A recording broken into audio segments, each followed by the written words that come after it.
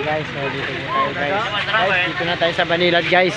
Nagligtas tayo ng kaluluwa guys. So, yan oh. Guys, madilim guys, madilim. Okay. Tabi tayo guys, susunod na daan guys.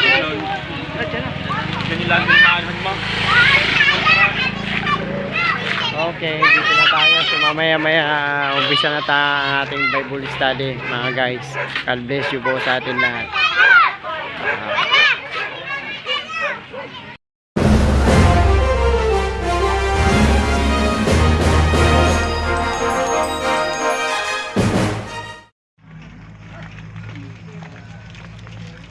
Kaya't dapat malaman ng buong Israel na itong si Jesus na ipinako niya sa krus ay siyang ginawa ng Diyos na Panginoon at Kristo. Nabagabag ang kanilang kalooban nang marinig ito, kaya tinanong nila si Pedro at ang ibang mga apostol, "Mga kapatid, ano dapat namin gawin?" So nangangaral dito sa Apostol Pedro. So ang mga tao ay walang naiintindihan, walang nalalaman. So pinangangaral ni Apostol Pablo na ang ipinangangaral nila ay yung Kristong ipinapako ng mga tao. Tama ba? At nang marinig nila ang pangangaral ni Apostol Pedro tungkol kay Jesus na kanilang ipinapako, kaya sa napako, kaya sa namatay, ay para kanino? Para sa atin, tama? Okay, makinig kayo maigi ha? So, nabagabag ang kanilang kalooban nang marinig ito, kaya tinanong nila si Pedro at ang ibang mga apostol, "Mga kapatid, anong dapat namin gawin?" Nung nangangaral sa Apostol Pedro tungkol doon sa kamatayan at pagkakapako ng Panginoong Kristo, nabagabag ang kanilang damdamin. Napukaw ang kanilang puso dahil sa pangangaral ng Apostol Pedro. Nung mabagabag ang kanilang damdamin sa pangangaral ng Apostol Pedro, dahil nakita nila, doon lamang nila may intindihan. Kaya nga, ang pananampalataya ay nagsisimula sa pakikinig. At sa inyong pakikinig, ay unti-unting mabubuksan ang inyong pagkaunawa sa espiritual. At nang ito'y may pangaral na Apostol Pedro, ang mga tao doon ay nabuksan ang puso't isipan. Noon nila narinig na kaya si Kristo'y namatay, ang dahilan ng pagkapako at pagkamatay at muling pagkabuhay ng ating Panginoong Jesus ay para sa atin.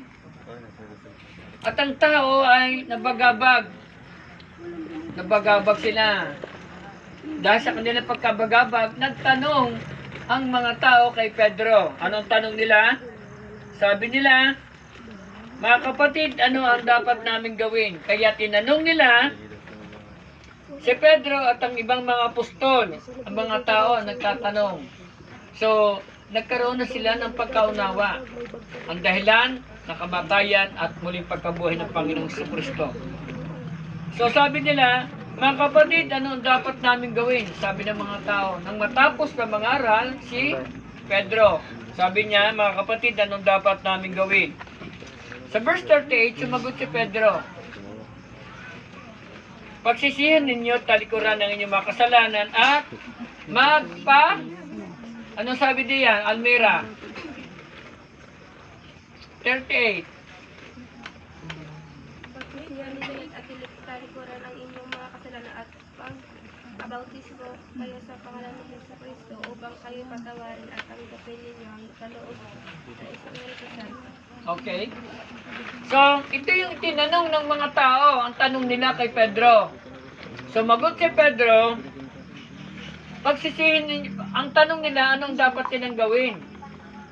Bakit nila tinanong? Kasi naiintindihan nila na yung dahilan ng kamatayan at pagkapako ng Panginoong Jesus ay para sa atin.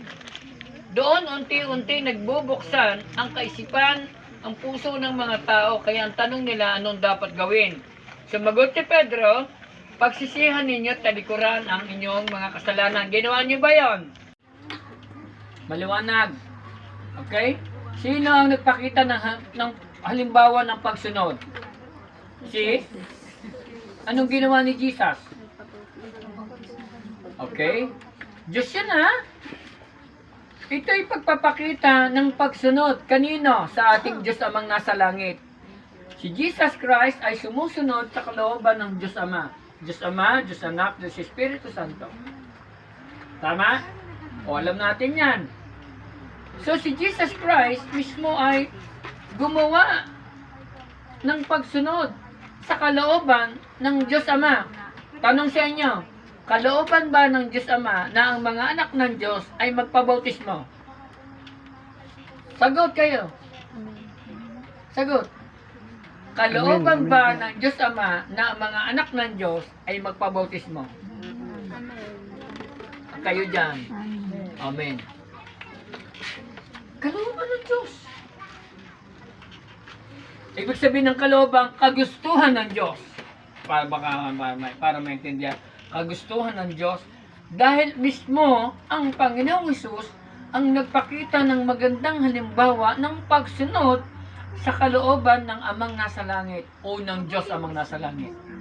At kaya nga siya ay ayaw bautismohan ni Juan. Tama. Almira, Julia. Ella. Tama. Tyrone. Yan pangalan mo nga. Emiel. Armin. Arvin. Emiel, Arvin. Si Andre. So, ibig sabihin doon, pinakikita nito na hindi, sino ba ang nag-uutos na magpabautismo? Si pastor ba?